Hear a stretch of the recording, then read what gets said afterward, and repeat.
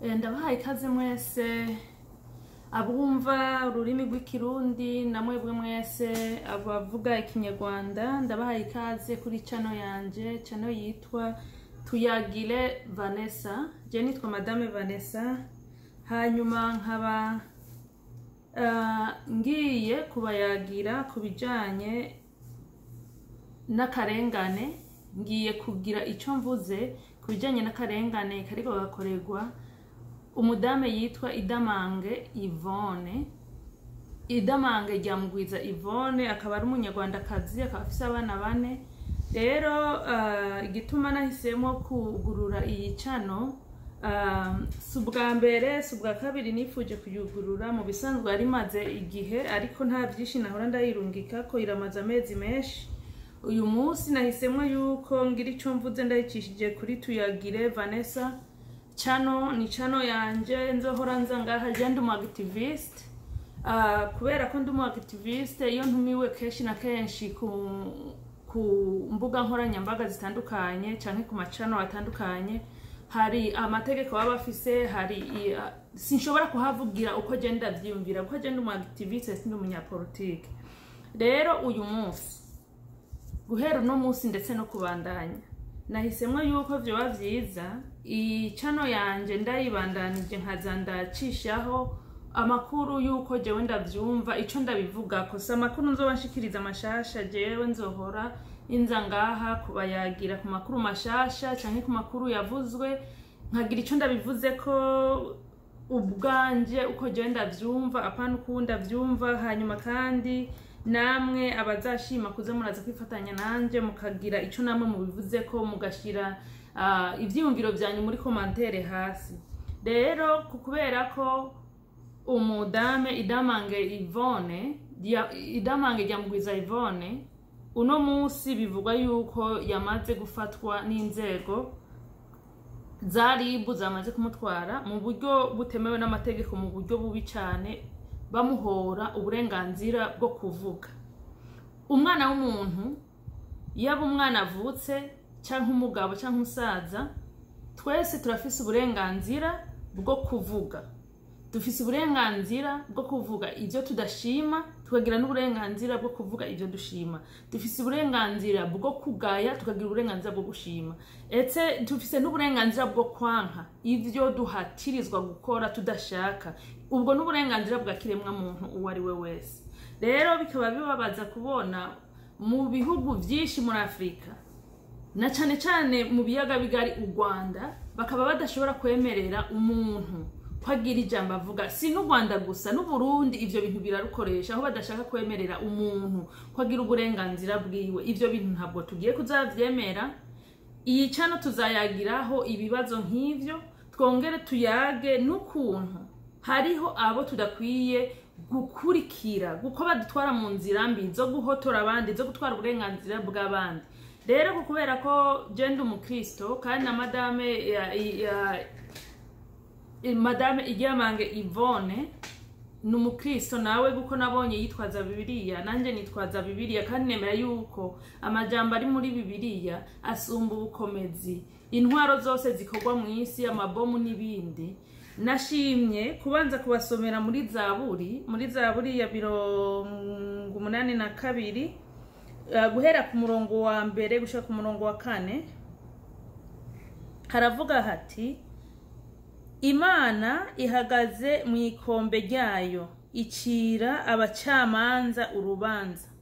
Imana ihagaze mu ikombe ryayo, icira abacamanza. Niki icira urubanza jewe na wewe? Icira abacamanza. RIB icira abacamanza urubanza. Hanyuma iti muzogeza hehe kugoreka imanza. Irikirabaza babacamanza iti muzogeza hehe kugoreka imanza no gutinya abanyakibi kukigohe.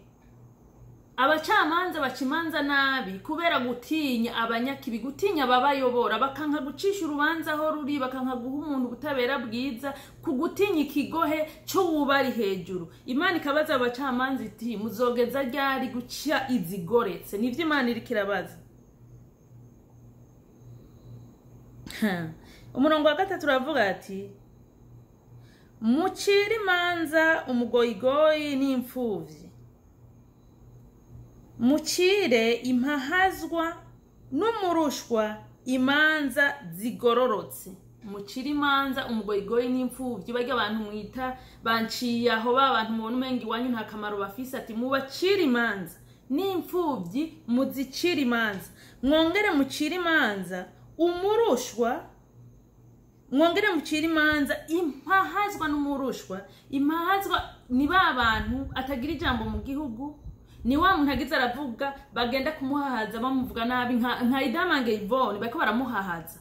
Imana ikabaza ati mucire imanza umugoyigoyi n'imfuvyi, mucire imanza mucire impahazwa n'umurushwa imanza zigororotse. Ibyo nivyo Imana iriko irivugira yonyene. Mutabare umugoyigoyi n'umukene, mubakure mu maboko y'abanyakibi. Ubu n'ubutumwa bwabo bacamanza bo mu Rwanda bahisemo kucira urubanza abantu bariko bararengana. Hanyuma rero kuri ubu butumwa reka je tubandanye n'igitumye mpisemwo kugira iyi video. Mu Kirundi turaca umugani tuti inshuti y'ukuri uyimenyera mu magorwa. Nukuvuga inshuti y'ukuri iseruka iyo ugowe. Ntaraja kure, abanyarwanda canke abanyarwandakazi benshi iyo bumvise umuntu wo mu kindi gihugu agize commentaire, na cyane cyane commentaire inenga igihugu cy'u Rwanda, baravuga ngo uraraba ivyiwanyu, ngo raba kuvyiwanyu mu gihugu ciwanyu, ngo nturabe kuvyiwacu. Ivyo ndabitahura, ariko se mw'abanyarwanda mwe ndabibariza, mwebwe mwumvise umuntu wo mu kindi gihugu muvuga ngo uraraba kuvyiwanyu nturabe kuvyiwanyu, abanyarwanda banze muharure ibihugu murimwo bingana gute? Mu karere mu biyaga bigari, Burundi, Tanzania, Congo, Uganda, Kenya, ahariho hose mu bihugu bigari. Mbega mwoba mwaravye kuvyiwanyu mukaguma mu gihugu iwanyu igihe amago yabashikira, igihe intambara zishika muguma iwanyu?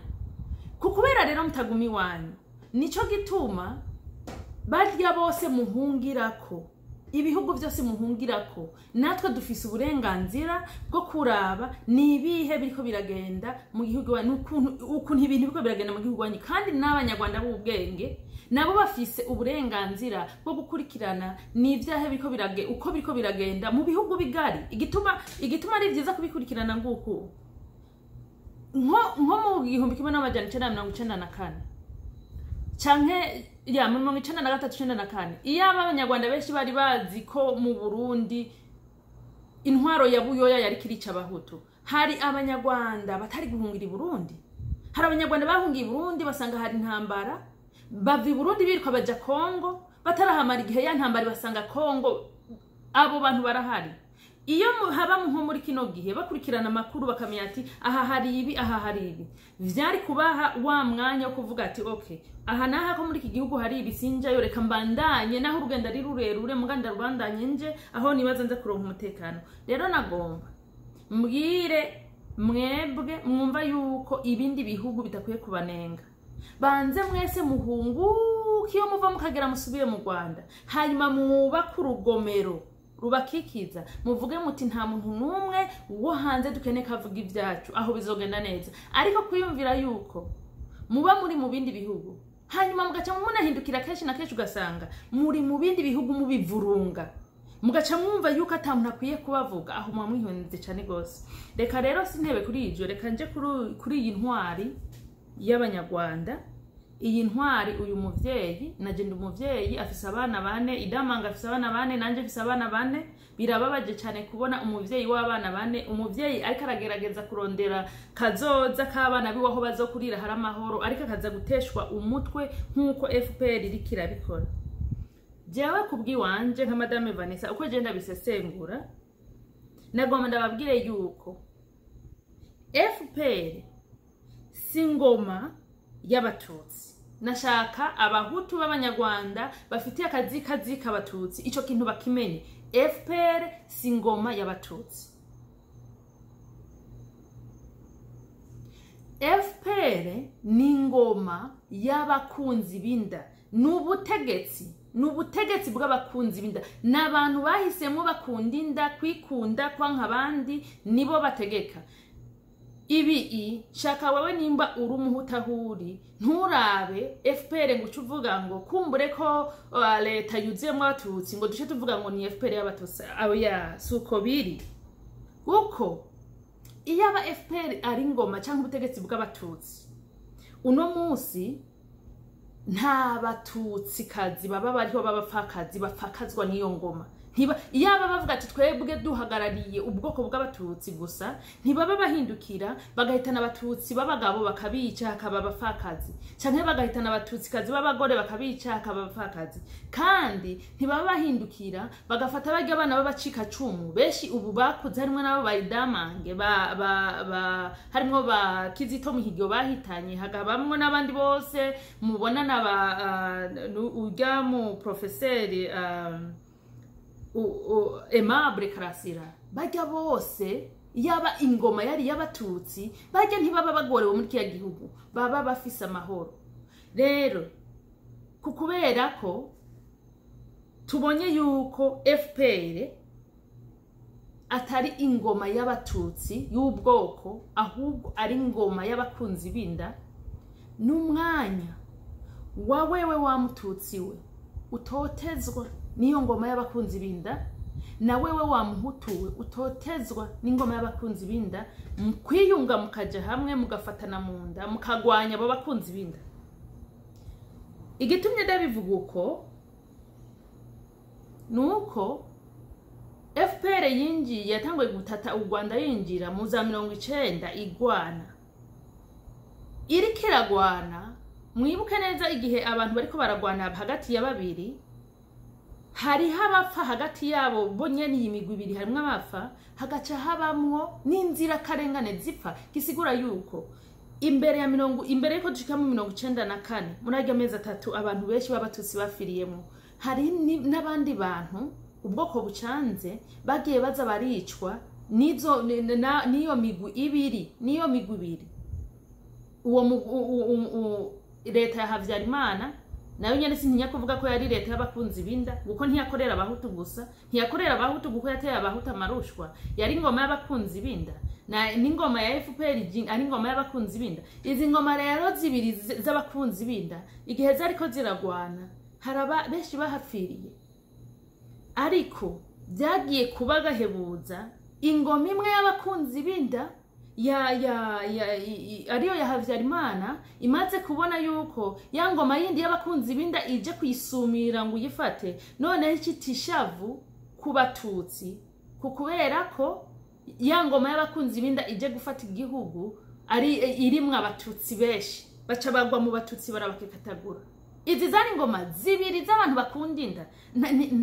Yaba Habyarimana ntiyakunda abahutu, nta kintu yafashije abahutu avuga ati abahutu bose nabakuye mu bukene, bari baratunganiwe, harimwo aboro kandi harimwo abaca mu bibazo. Iyo ngoma iri ngaho ibandanya yiba yica, ni ingoma ya FPR. N'ubu niko biri. Nico gituma navuze nti abanyarwanda mwese mu nyumva mutahure yuko iyi si ngoma y'abatutsi.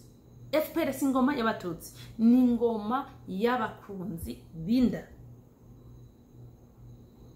Twige gutandukanya ingoma y'ubwoko n'ingoma y'abakunzi binda. Ubwo rero je nka Madame Vanessa ibi ndiko ndavuga ndiko nsesengura uko je ndavyumva. Je nka Madame Vanessa ndiko ndabasigurira sesengura uko jewe mbona akahahazo kari mu Rwanda n'ibintu uko biriko biragenda. Mu Rwanda amateka yabo ahakwa gusa n'ayi Burundi, ariko nagomba ndababwire yuko mu Rwanda canke mu Burundi nta ngoma y'ubwoko irabaho pire tuvuga ati ingoma y'ubwoko, kuko ingoma haba ntaravuga ingoma y'ubwoko, reka manze mvuge ingoma zagiye ziza. Ingoma ubutegetsi bwose bwagiye buza bwaba ari ubutegetsi buhagurutse bugakoresha tagitike y'ubuswa kugira ngo barondere uburyo biba abantu bakikumbatiriza ko ababo babahenda ngo nshigikira turi mu mugambo turi ubwoko bumwe. Mugabo bikurikiye ukaraba neza ntabwo bwaba ari ubwoko bumwe. Igituma ndabibabwiye uko iyaba izi ngoma zabizi z'abahutu zigenda ziza zivaho n'iz'abatutsi zigenda ziza zivaho iziyita ngo n'abahutu cyane n'abatutsi, iyaba izi ngoma zari iz'ubwoko barundi kazi, banyarwanda kazi, iyaba izi ngoma zari iz'ubwoko baba basigasira bwa bwoko bwabo. Iyo biba aya mahera ibihugu bibaha baba baca baza bakayagabanganya muri bwa bwoko bwabo, haba hatera imbere ubwoko bwabo gusa. Bisigura iki? Nimba hari ingoma y'umututsi, nta mwana w'umututsi abarira, nta mwana w'umututsi abadaheza amashure, nta mwana w'umututsi abagowe, nta mwana w'umututsi abayiriga ubusa. Nukuvuga iyaba bavuga ati ingoma y'abatutsi, abatutsi bose babaho neza. Hanyuma ku bahutu baje bavuga ngo ingoma y'abahutu, iyaba bari ingoma y'abahutu baba baca basigazira bwa bwoko bw'abahutu bakabugaburira, urumva bagashira uruhande bwa bwoko batemera nabo, ariko hagati yabo gasanga nta bibazo. Mugabo baza ari kundi y'abamafia, haba mu batutsi haba mu bahutu, hamaza ikundi z'abamafia zikishira hamwe zikagenda zikwiza ikinyoma hirya nino mu bashoboka bose ngo wewe nguru wiwacu, ngo wewe nguru ubwoko bwacu, ngo wewe nguru wiwacu. Mugabo waraba ugasanga urayubusa, abana babarayubusa, ejo baraje barakwiciye nguru ubwoko bwabo managani, ubwoko bwabo managani, kandi bariko baragukorera ikibi. Kandi ikibabaje nuko bakoresha tagitike z'abaswa n'abamafia bose kwisi bakoresha, bakagira iyo za bwonko mu abantu bakemera ngo egome ngo ujya n'ingoma yanje, ujya ngo burya butegetsi ngo ubwacu ngo bw'abatutsi. Birababaza kuba uno munsi hari habatutsi bitwa ko baciye ku ntebe y'ishure bakaba bubahuka bagatyoza bene wabo bariko baragaragaza kuzana impinduka mu gihugu, babatyoza babagiriza ngo bariko banenga ubutegetsi.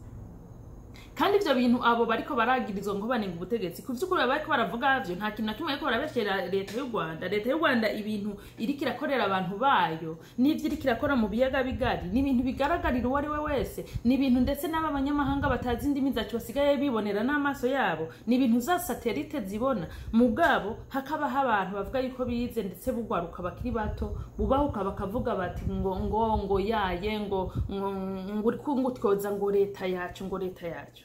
Banyarwanda kazi, ninde muntu azazana impinduka mu biyaga bigari? Ninde muntu twiteze azatugemurira amahoro twifuza? Ninde muntu azahora dukuriraho ingoma z'ibinani?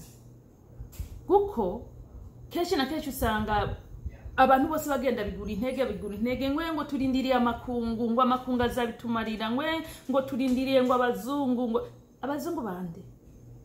Aba bakoroni nibo bashiraho izi ngoma z'ibihatsi, izi ngoma z'abamafia zigenda zibesha ngo ziharanira ubwoko, nibo bazishiraho, nibo baziha support.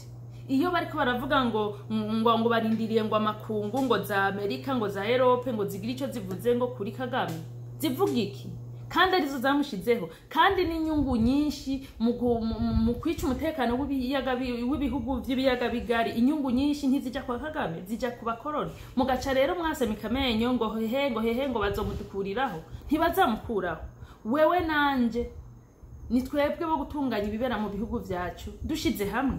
Ariko ugenda uvuga ngo yango ngo kukubera ko ngo ubutegetsi ngo buri kumututsi, ngo wewe nguru umuhutu, ngo nta kibi, ngo naho yo kwica, ngo ntacyo bitwaye mukiza mara umututsi. Raba ivyo Kagame ariko arakora acinjiye mu Rwanda, ariko aravuga ngo yarokoye abatutsi, yaciye aje mu bahutu arakeka abaha ibipanga bose n'akababaro keshi. Abacika cumu bari bafise babona umenga ivyo ni ivy'ukuri, babona ati ariko aratwihorera ntacyo bitwaye. Araja karakeka umwaka 2 3 keka abahutu keka, umwana w'umuhutu avutsa mukeka, incabwenga bakeka bima amahera y'ishura bagirane abomora abantu barasohoka igihugu kubwishi kugeza imiliyoni z'impunzi zahunze Kagame afashe ubutegetsi zisumba impunzi zari zarahunze kuva igihe mbere na mbere. Ivyo vyose ubwa mbere abatutsi bari baricaye baranezerwa ngo ntaco ngo hari yica umwasi. Abonye rero ubu abahutu beza abahutu baba ndabona atabavuga ijambo mvuze beza simvuze kubwiza bw'umubiri babandi abona ati ababonsumira abankozi kosa bompinyuza bose arabaketse arabahenda arabahejeje yarahejeje ku koza ubwonko bajya abacika cuma bahenda yuko ngo ari we musevya wabo. Aravuga ati none ko nabahejeje nkoriki ubu rero canirana muri bamwe navuga ko narokoye aciye abajamwe Kizito imfuvyi. Mwarabonye urutonde Diane Rwigara yasohoye rw'abantu baburiwe irengero babacika cumu rugya rutonde rero rubonye nifata ku muntu abo bose bagenda mubajije mwebwe abacika cumu agaca uyu agwanya ubutegetsi yatutse ubutegetsi igikoze yatutse ubutegetsi. Kumbe numwe muri mwebwe yatanguye kubona yuko ari leta y'abakunzi binda bamafia atari abantu baje kubakiza.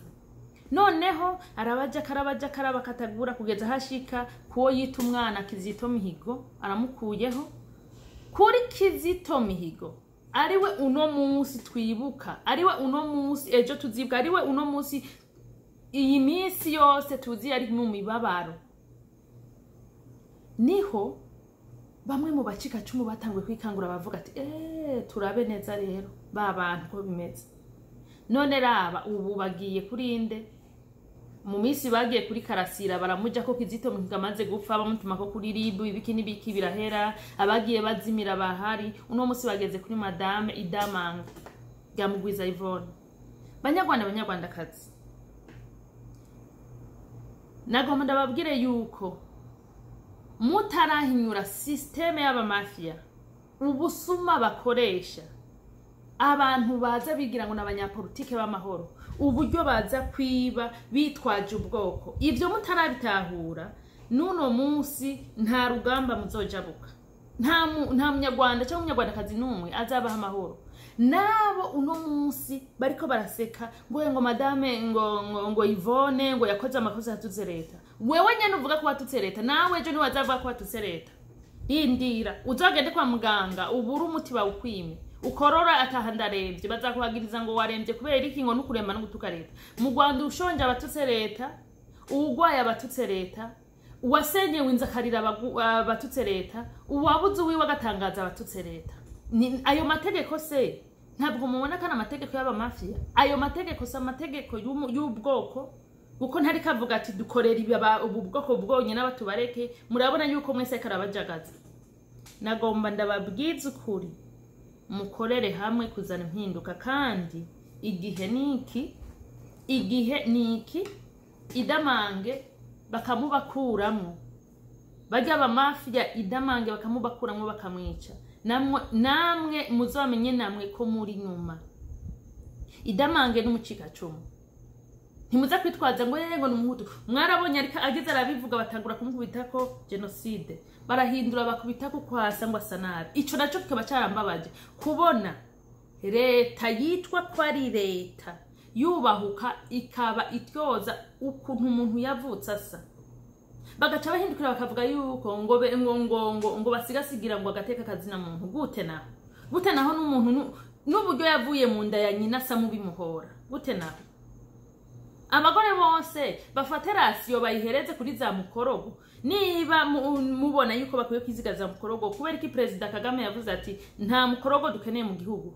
Nukubera yabonye maze kubona yuko abadame mu gihugu cy'u Rwanda baramaze guta icizere kubera ko societe ntibakira societe irabanena ngo base nabi bakashigwa ko izo nguvu zuko bavuga ati nta kundi reka ngende mpindura uruhu rwanje. Banyarwandakazi namwe barundi kazi ingoma yose iza itoteza umuntu ukwasa ukwareha ubwoko bwiwe ukwavuga ukwatambura ukuntu iyo singoma twe dukwiye singoma dukwiye. Demokrasi ntizizana kandi ngoma numvisha abantu nubwo abanyapolitike babahenda ngo demokrasi ngo abazungu bazo nta kintu umuzungu azagufasha. Umuzungu azaza kugufasha ni nka kurya inzu yawe yoba yahiye ukaba uri mu nzu uhabaje kugufasha ngo usohora ubaha ngo bashire hanze kugira ngo ntibihire mu nzu, noneho batora biruka baje kunyegeza iwabo, wewe ukaza gusohoka bya bintu byose wasohoye mu nzu ugasanga vyagiye ariko inzu irikirasha. Niko bakora, niko none ntimubona aho bigo barekora ivyo bakoze muri za Iraki bahenda imigwi y'abanya Iraki, bamwe babahenda ubwoko bumwe ngo tuzobashigikira, uno musi baricuza. Ivyo bakoze muri Libya, Afghanistan, ivyo bakora Yemen, ivyo bakoze Libya, ivyo bakoze Syria, ivyo bakora hose Somalia, byose mwabonye yuko atakamaro kavyo. Rero abanyapolitike bakwiye kwiyumvira, abanyapolitike b'abanyarwanda abo bavuga ngo n'aba opposition bakwiye kwitegura neza muri mind yabo yuko iyi nzira yo guhindura, gukuraho intwaro mafia, ubuyobozi bw'abakunzi binda, yuko 99% n'umunyarwanda wese ahari azabikora. Rimwe kwijana n'umukoroni, niko rimwe kwijana muzomenye yuko umukoroni ntazobaje kubafasha, azobaje kunotora, kubega. Urabona kubega kantu kuko ntibazira ubusa. Pompeo mwenyewe yaravyivugira ati twebwe nta gihugu na kimwe twigera twinjira muri business zabo tutabonye inyungu z'igihugu cyacu. Ubwo rero muvuga ngo u Rwanda ni ruto, u Rwanda ni ruto. Ruraba ruto n'abakoroni bataraza ati mudusaturireho, ntiruraba ruto.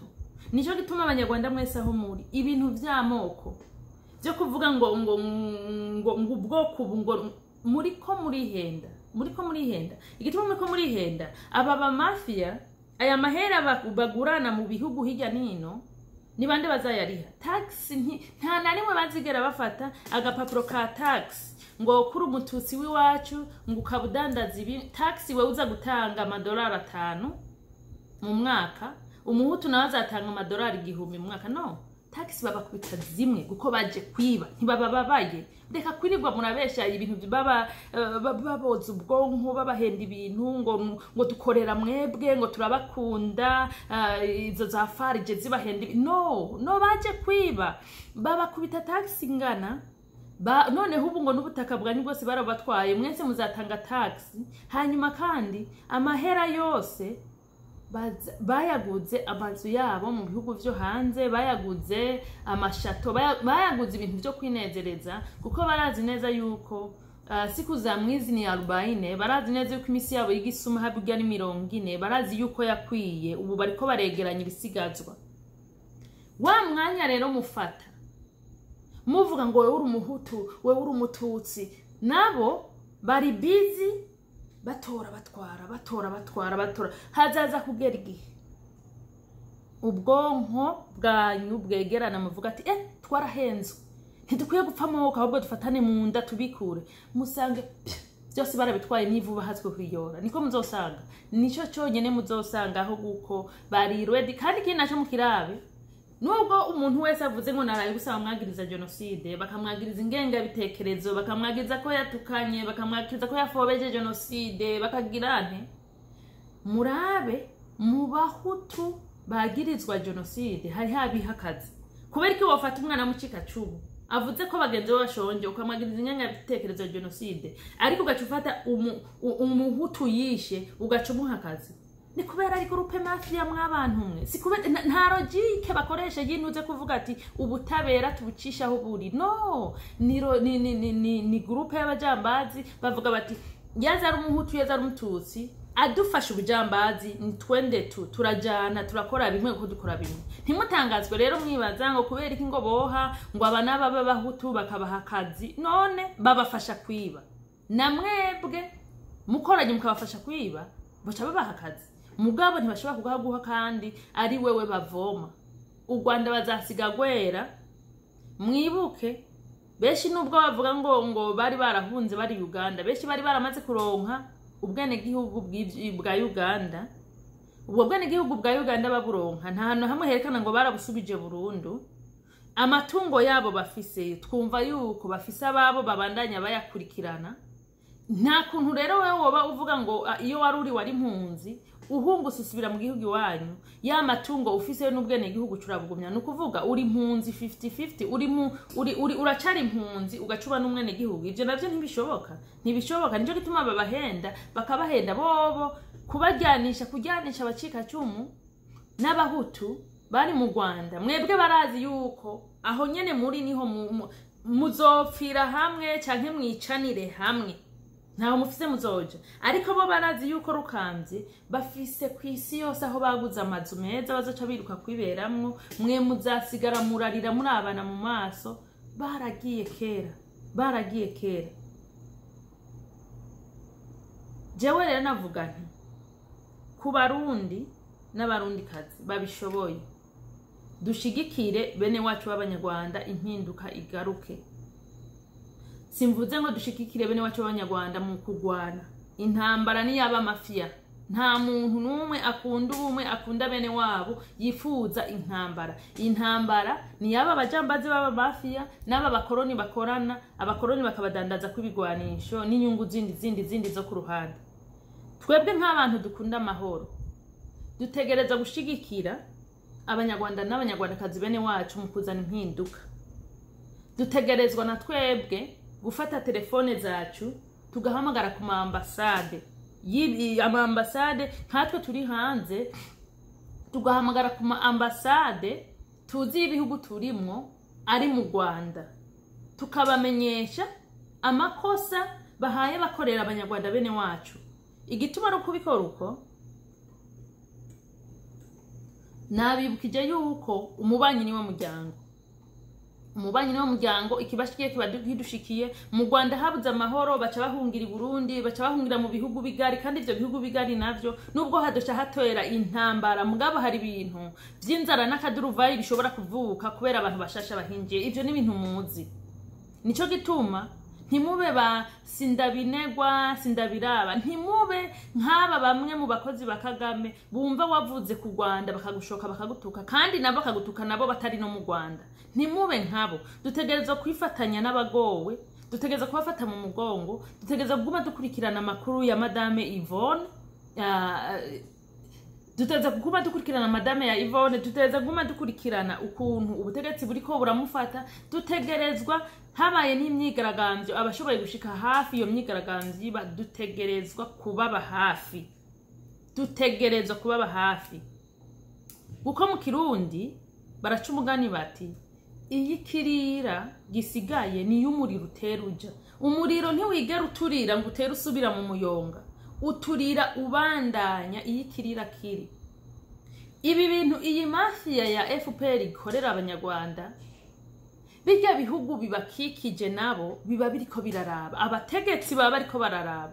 Nukuvuga ibi bintu bariko bakorera Idamange, bakarasira bavuga itwara Ingabire n'abandi bose twaguma ducecetse. Abategetsi bacu nabo bariko baravyiga. Bisigura yuko nk'akarorero ejo bundi uwo bita Kenny Claude yaranyurujwe mu Burundi, umumenyesha makuru w'umurundi ndetse w'umuhutu yanyurujwe nande? Na leta. Abajeje documentation baramwinyuruza, kandi biragaragara neza yuko ataranyurujwe mu buryo busanzwe bwo kuvuga ngo ni ibintu bisanzwe. Hari ibimenyetso simusiga yuko yari yanyurujwe ngo yicwe. Imana ikinga ukuboko iramukingira. Inyuma y'imisi 33 anyegeje mu cyumba ca documentation, ataraja imbere y'ubutungane. Inyuma y'imisi 33 barase yuko umukenyezi wiwe amugemurira inge, barase yuko hari n'umwavoka yoza kumuraba. Babonye ko bidakunda ko bamwica, babonye amakungu yabimenye, baramurekura. Bamurekuye batavuze ati tuzagufunga ukwezi wakoze ikosiri, no, baramurekura gusa. Ivyo bintu Barundikazi muvyumvire namwe. Nukuvuga yuko si uwa mbere babikoreye, hari n'abandi babikoreye biranumwa, kandi si uwa nyuma babikoreye, hari n'abandi bazobikorerwa. Ntituzanuma. Twige kuvugira abijwi ryabo ridakunda gusohoka. Abantu bitwaza ngo Jesse noja kuri kamera, ngo Jesse no, none se egome ntiwojaho bibaye ku wundi. None nivyakuba ko uzocugirana, uzocuhamagara babandi bamenyereye kuja kuri kamera ngo mvugira, kandi utigera unabahamagara uvuga ati ibikorwa muri ko murakora turabashigikiye, ibikorwa muri ko murakora turayiwe hafi yanyu. barundi kazi, nagomba ndababwiza kuri yuko ubutegetsi ubwaribwo bwose, ubutegetsi ubwaribwo bwose mu gihe buje bwitwaza ngo tuje mu izina rya kanaka, muzoce mumenya yuko ico ari kimenyetso, ico ari ikimenyetso gihambaye kuye kumenya yuko ibintu bishobora kugenda nabi. Kuko ntushobora kuvuga ngo uje mu izina rya bakanaka, abo bakanaka ntuheze ngo ubafashe bose werekana ati ndiko ndabafasha. Iyo uvuze ngo uje mu izina rya bakanaka ugaca wicara hariya ukiba igihugu ukajya ugatungana amazu kubaka imiduga iri kukagura, ni kimenyetso cyo ko waje mu izina ry'iwawe mugabo ukoresha izina ryabo. Nigihe cuko abantu bose bo mu karere k'ibiyaga bigari twiyamiriza abanyapolitike baza mu izina ry'amoko yacu. Amoko yacu ntari kuri market, amoko yacu sayo kudandaza, amoko yacu sayo kungukira kw'inyungu, amoko yacu nibayare kukwari baze mu mazina yabo, baze kuko n'ubushingishije company yandikisha izina rya famiye yiwe, umuryango wiwe, ntiyandikisha izina ry'umutumba wose wabo babana, ntiyandikisha izina rya ba uncle biwe bande, no, yandikisha izina rya famiye yiwe. Nabo rero iyo migambwe bashingisha y'ukwiba no kwica no kunyuruza no kurenganya abantu no kwicisha abantu inzara no kutugumiza mu bworo no kwipendekeza ku bakoroni bakigira abana babo, ivyo byose nibabigire mu izina ryabo, bareke kujijisha abantu. Kuko uwitegereje neza urabona yuko FPR yarajijishije cyane abacika cumu, ku buryo uno munsi hari abacika cumu bavuga ati iyo nkamenya nkatangura kuvuga hagiri kare, kuko yarabajijishije twarabakijije, twaje gukiza mwebwe, turagakiza, turabamarayika, turi Imana, muzehe wacu. Mugabo raba ibintu ko bakorega ubu. Kukubera iki bariko babikorega ubu? Nukubera ko abo babikorera barabahejeje, hasigaye bake ntibakigira uwundi babikorera. Ubu rero hagaze yuko babikorera, wewe bahenda ko bari baje gukiza, hariho amakuru y'ingwe ngo niyo ingwe ifashe igikoko ibanza kukiruma mu izosi ikanunuza amaraso yose ashoboka ikayanunuza, hajya nyene ifatiye igikoko, hanyuma igaca yumvise idahaze ica itangura kugitabagura inyama zishoboka, ikazirya ihaze. Ingwe ntirekera ngaho ico yafashe, ihaze ikifata cyakindi yafashe ikagikwega, ikagitwara ahantu mu twatsi kukinyegezayo, ikabikirinda yejo, kuko izi neza ati ejo mu gatondo nzoba nshonje, kandi ninaba nshonje nzakenera ivyonge, sinzaza kugira kwiruka mfata igikoko kidoya. Iragenda ikabika, ibitse ntikigenda ngo ikiraba hafi ya hahandi yakibitse, ikiryamiraho ireretse ntihagire ikindi gikoko kiza kuza kutwara za nyama zacu. Ntaho bitaniye gutanguza intambara 1990 nari mu Rwanda, 92 Rwanda, 93 Rwanda, 94 ukagwana mugabo abubesha ko waje gutabara bari ndani mu gihugu. Kukubera iki batagira evacuation? Ko bashoboye gucengetera ubutegetsi bwa Habyarimana, bakinjiza abantu babarerekera irya nino, bakinjiza abantu babafasha guhimiriza abantu kugira genocide. Kubera iki batacengetereye iyo miryango babesha ko baje gukiza, nayo bakayigirira evacuation yo mu mpisho? Barundi kazi, banyarwanda kazi, mugire mwiyumvire iyo bari baje gukiza abatutsi bo mu Rwanda, ijya myaka bamaze bacengetera mu butegetsi bwa Habyarimana, babushira ahantu bari no gucengetera mu miryango, bakabura n'imiburiburi. Umuvyeyi afise abana 6, 4 bakabatwara bakabasohora igihugu, 5 bakabatwara bakabasohora igihugu, umugore bakamusohora igihugu, n'imiburiburi hagasigara babandi bavuga bati wowe n'imiburiburi wo kwigwanaho canke wo kwiruka. Ko wumva bari baje mwizina ryo kubakiza, mwizina ryo gukiza ubwoko bw'abatutsi bari mu Rwanda? No, bari baje guhonya abahutu n'abatutsi mwese bari mu Rwanda ngo mufe, bafata amashamvu yanyu bayicaremo. ubwo barashitse barabikora barayicaramwo n'ubu babonye yuko ubu ngo bakeneye kuhaba bonyene n'abanyamahanga nico gituma bariko bagerageza gutoteza namwe mwacitse ku icumu ngo nayo mashamvu yose musigaranye muyavemwo bayakubitemwo abanyamahanga bayicaremwo muhagarike ibinyoma kandi kugwaruka ruhaye rukura ruvuka kuri aba bantu bavuye bari barahunze kera bagahunguka bagaca bazana iyi ideology yo kwanka bagenzi babo bari mu gihugu mwagwarukamwe reka gukurikira impanuro mbi muhabwa n'aba basaza bafise ideology koloniale yo gukoloniza abantu. Afrika ikeneye guhinduka, ibihugu vyacu bikeneye guhinduka. Gerageza mukore ibishoboka vyose, mwishire hamwe n'ugwaruka nkamwe, mugwanye iyi ideology y'ubuswa, y'ubukunzi bw'inda, yo kwikunda, yo kwica, gusesa amaraso, kurenganya abandi, gucita itabereye, guforsa umuntu ngo niyagirize mugenzi w'ibinyoma atigeze akora. Ivyo bintu mubice kuko ntimwibagire yuko nta ngoma nimwe, nta butegetsi numwe na bumwe turaronka prezida yigera baho imyaka 100 ari prezida. Nta na bumwe ndabona. Kwanza nkatwe Afrika nta nuko ibihugu vyacu biranagira independence y'imyaka 100. Rero kuva independence bakuba hari abantu bagiye bakuranwa kuri izo ngoma kuri ubwo butegetsi, gisigura n'uwo ariho uno musi mushengeza yica abagenzi banyu mumushimira nawe jazavaho. None avuyeho wewe uzacujahe wewe avuyeho wewe nawe umushigikira yica uzacujahe. Nukuvuga bazavuga bati nawe wabaye umwe mu bashigikiye abica, kandi mu nyuma uzasanga bikuzana ingaruka mbi, bizakuzanira ingaruka mbi. Uzabaho muri regret uvuga ati iyo nkamenya ibi bintu navyo nabikora ariko ntacyo uzobugihindura. Kandi umwanya wo guhindura uracahari, umwanya wo kwankira umuvyeyi akwicarika kwigisha amoko uracahari. Kukwigisha ubwoko ati wewe uri umuhutu cyangwa umututsi kahise kacuna kasibibi, mugabo ko kwigisha bwabwo kahindukira ngo cugenda wice barya nishano. Nta muvyeyi numwe yavyaba bakwiye kubigira, nta n'ugwaruka ruba rukwiye gukurira muri ibi bintu. Ibi bintu rero aba bantu bako baradushiramwe ni ibintu bibi, ariko nagomba ndababwire mwese twese dukorere hamwe mu kubohoza idamange rya Mugwiza Yvonne arekugwe. Dukore ibishoboka vyose.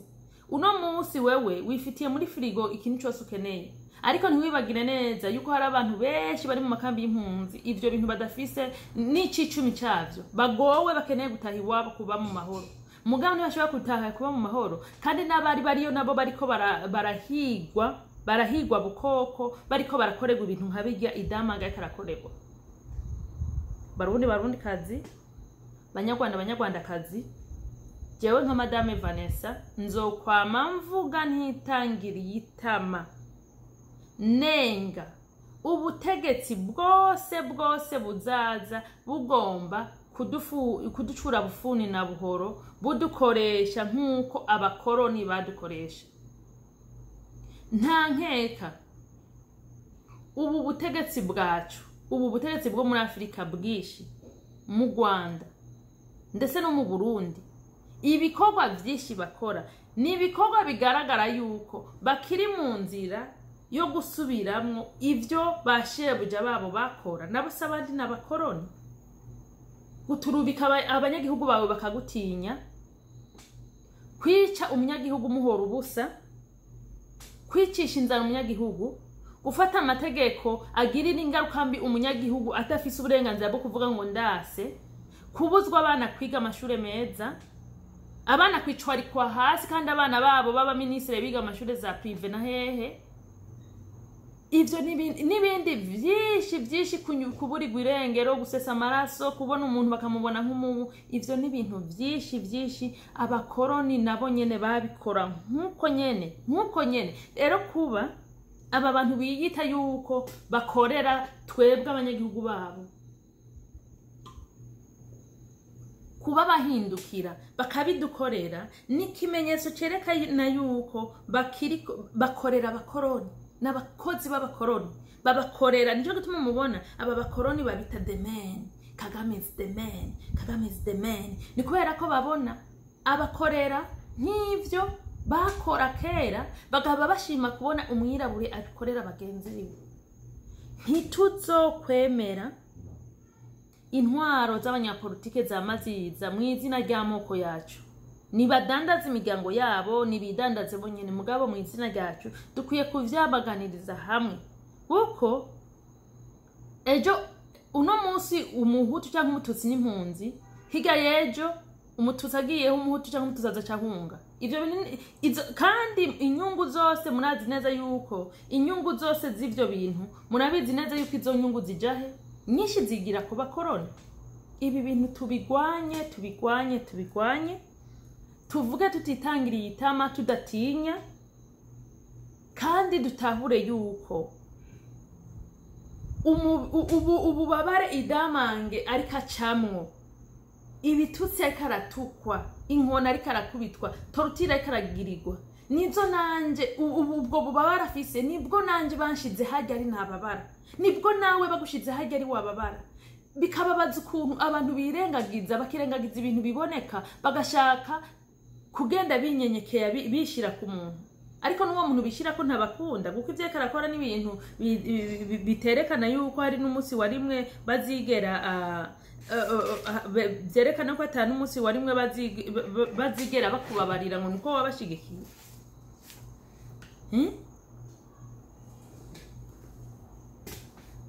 Twige gutahura abanyapolitike bakora gikoroni bakaza mu izina ry'amoko yacu. Twige kubitahura kandi tuvyiyamirize. Tutavyiyamirije nawe usigaye ejo ni wewe uzobushikiriwe.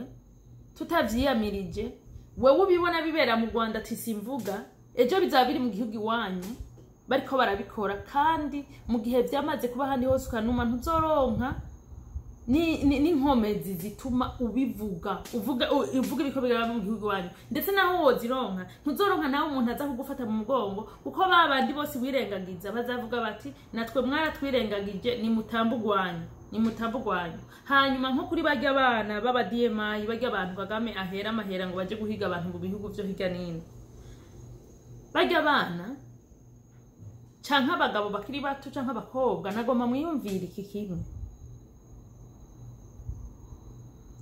Ni bangahe mwatanguranye uwo murimo w'ubwicanyi? Ni bangahe muri mwebwe igihe mutangura babigisha ati genda urereke nako kunuko mwica genda tubahaya tugirane? Ni bangahe mwatanguranye ariko bahindukiye bakabica, kandi batabishe babahora ngo nuko akazi babatumye bagakoze nabi? No, ahubwo babahora yuko bababwiye vyinshi, none ivyo vyinshi bigatuma iyo leta mafia ititira ikavuga iti ni abandanya baye kwisi azahindukira vya bindi vyinshi yadukoreye abivuge, bagaca bamuhindukira bakamwica. Ni bangahe barahari, mwese murabazi.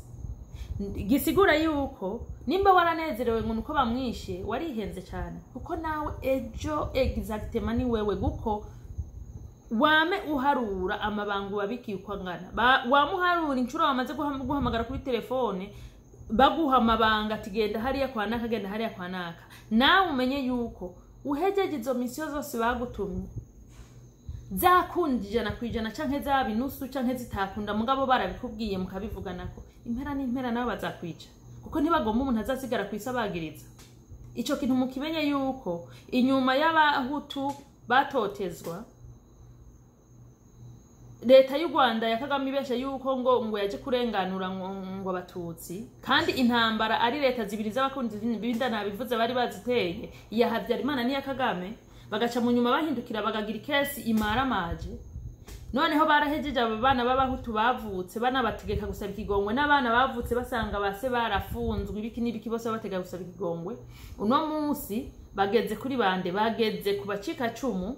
Abacikacumu bahavuye bazaca birara muri mwebwe mwabakoreye, babacemwo mwese babice. Abapolisi, abasirikare, nabajya ba undercover, nabajya abaspayi basanzwe mwese babice, babahejeje bace batekera twabo twose baje kwibera muri ivyo bihugu baguzemo amatongo.